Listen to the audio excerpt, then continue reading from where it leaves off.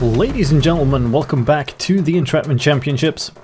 My name is slicedlime and I'm here to present to you the second game and the first semi-final between Team Elsoma playing in red and Indecisive playing in blue. This is a best of 3 setup with Team Elsoma taking the lead on the first game. Each team also gets to choose the arena for one game. Indecisive chose the previous one, Team Elsoma gets to choose this one, and they have chosen Minor Caves by Minor Freak 951.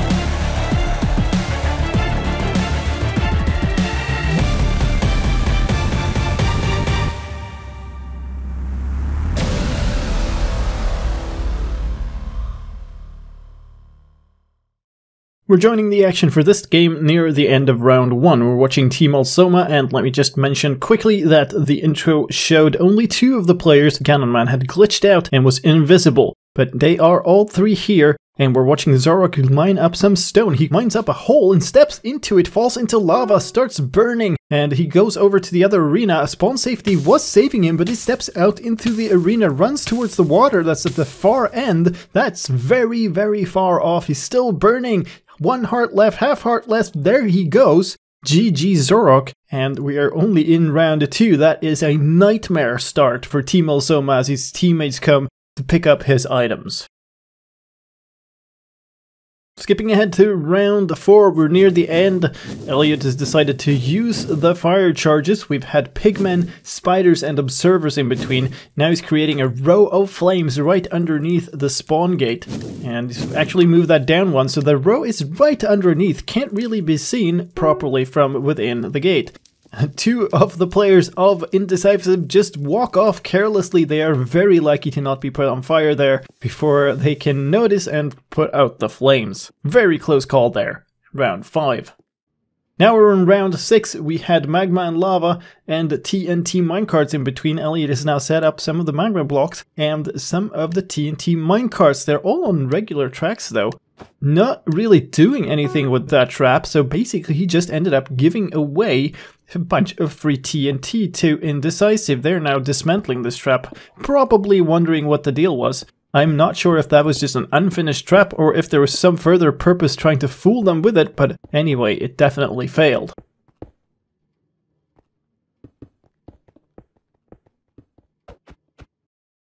Round 9, we had brewing chest and actual TNT blocks in between, and this time Elliot is setting that up. There's an observer set up there and a TNT block behind it. That's not going to show. There it go, light it up with a second left to go. Round 10, Indecisive are running out.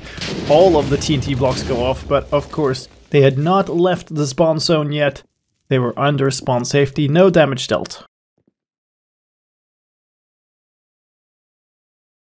Later on, same round, we have a heart built up in the middle of the arena now, lava coming down around a magma block and a piston and cobblestone wall.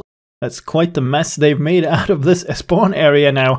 There's quite a lot of stuff going on here, and that is not all, because as the switchover is happening, Indecisive is going to end up facing not just this wall of pistons, but also a wall of obsidian, and they have no diamond pickaxe. They're starting to chop away at this wall. That is going to take a very long time, and this round, round 11, we only have 30 seconds of spawn safety. They seem a bit unsure of what to do about this problem, really. In between, let me just say, we had pistons, as you could probably see, we had redstone components, and in round 11, this round, we have blazes, blaze spawn eggs. World border is coming in, that's the end of spawn safety, and Team Indecisive is forced to squeeze up right against this wall to not take damage. They'll be here for a while.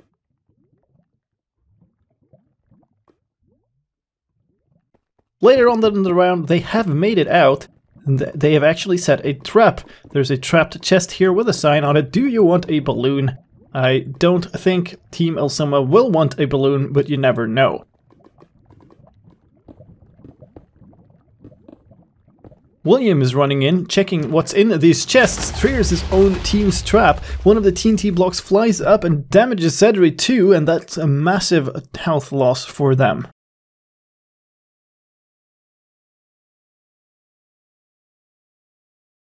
Later on, same round, they're building up a little bit of an enclosure to put something down right outside spawn.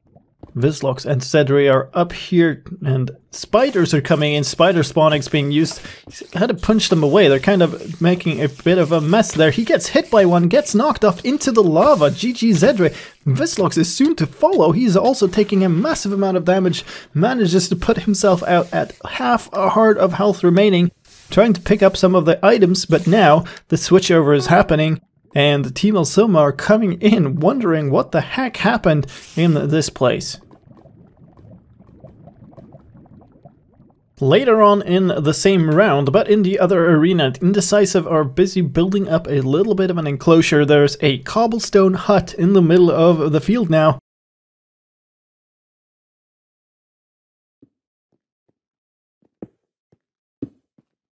Bine is putting down the finishing touches. They're all enclosed inside. There is a dispenser set up here too. Blazes are coming out en masse. That's quite a lot of blazes, and they immediately start sort of spreading out across the arena.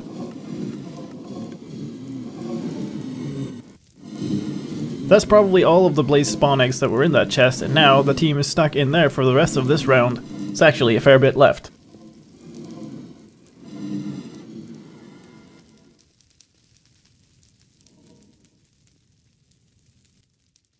End of the round now, the blazes are all over the place. Team is still stuck inside this little protective hut, and the switchover is about to happen with all of the blazes within firing line of sight of the spawn area.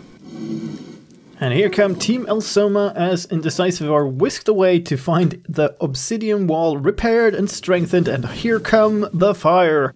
Massive barrage of fireballs coming in from these blazes. And they only have 30 seconds of spawn safety in this late round. The fire's coming in again, and Elliot is trying to find a way down there. Ganonmans pulls out a water bucket, whacks away again. Massive amount of fire coming in. Elliot's hit. Ganonman uses a water bucket to dampen his fall, goes down. Elliot's still up there though, had to back away into spawn safety. That's about to run out. More fire coming in. World Border coming too. He's on fire, losing lots of health. Has to get help from Ganonman to get a water bucket down. Go down into the ground and hide. In the other arena later on, Indecisive are at it again. They've built another enclosure, and William is now closing himself in with some furnaces. He's smelting something up.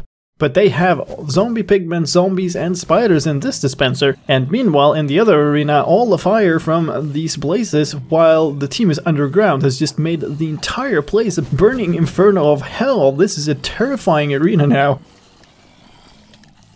And Indecisive are back in their own trap. Immediately all lit on fire, and now they need to deal with all the blazes and an arena set on fire, while Team Elsoma are being chased by this horde of zombies. Indecisive have a water bucket down to try to put themselves out. The zombies are coming up, and I don't think Team Elsoma have noticed. And here we go, zombies are coming in, spawn safety is about to run out. Ganonman's taking hits, William's on fire, Vislox is on fire. That takes the life of 2 of the Indecisive members. GG to both of them, and Bine is again the only one remaining. He has to find some way to make himself a hiding place right there at spawn, as Team Elsoma are forced to flee to the very back of the arena.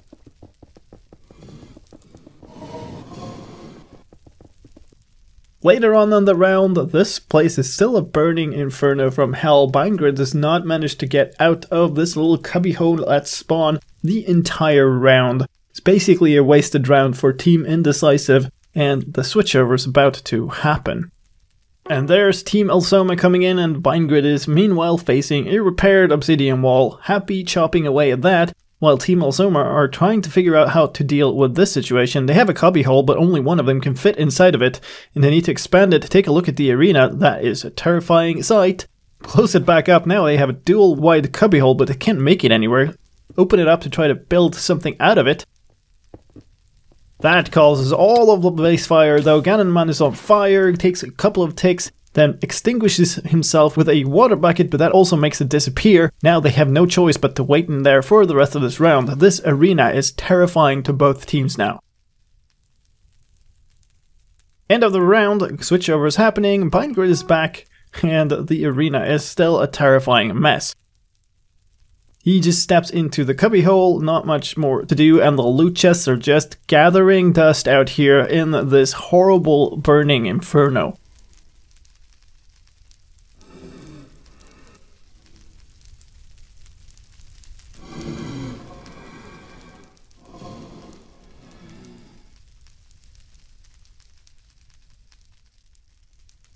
Later on in the round, the Bindgrid is still stuck in here. He's used the time in between to armor up and smelt some iron. And this time, Team Elsoma have not just reinforced the obsidian wall, they also put down a whole bunch of zombie pigmen. Now, Bindgrid needs to again smack his way outside of that obsidian wall, but this time make sure to not hit a pigman at the same time. Team Elsoma need to again expand the cubbyhole. That's an extra block there, they need to get rid of that. That's not a cobblestone, that's a silverfish, that's out, that's dealing damage. Back away into spawn safety, that's about to run out though. Need to kill this thing without having it spawn more of them. So they put down a lava bucket, manage to trick the silverfish into it, that's very nicely done. And they get into the cubbyhole just before the timer runs out and the world order comes in. Now we're near the end of the round, Bindgrid has yet again made it out, built a little cubbyhole for himself. This is just a one wide thing. Hits one of the pigmen and covers it back up. They can reach him through the corner though, that's a hit. GG Indecisive. Team Elsoma take our first slot in the finals.